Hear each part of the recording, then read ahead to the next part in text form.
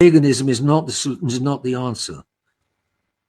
I know there are lots of people disagreeing right now, because we do have quite a few pagans amongst, I don't know if they're in the chat, but we do have pagans amongst within the community. And this is why I always get told, leave religion out of it, because it's a schism.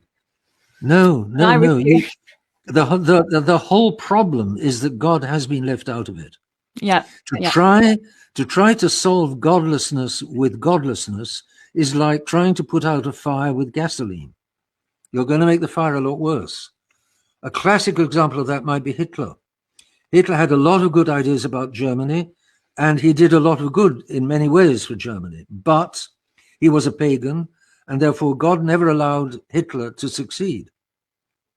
Whereas Franco was a Catholic, and God allowed the counter-communism in Spain to succeed.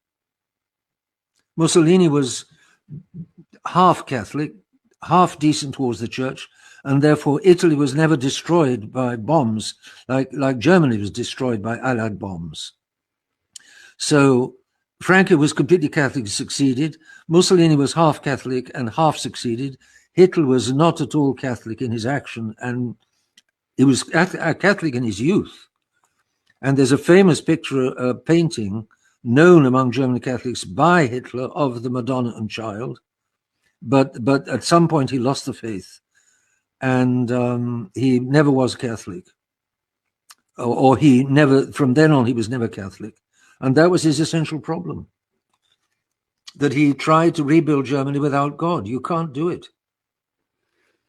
No, and there's a anybody trying to rebuild England or the English nation without God is still driving into the wall.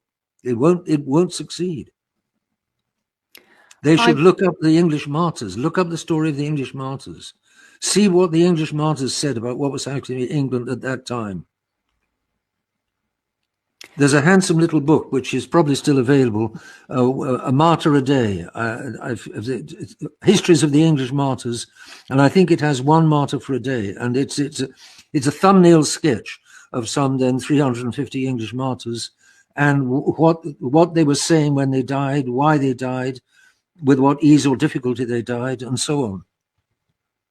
And they are the real heroes of England, headed up by St. Thomas More and St. John Fisher. St. Thomas More in the world, St. John Fisher in the church.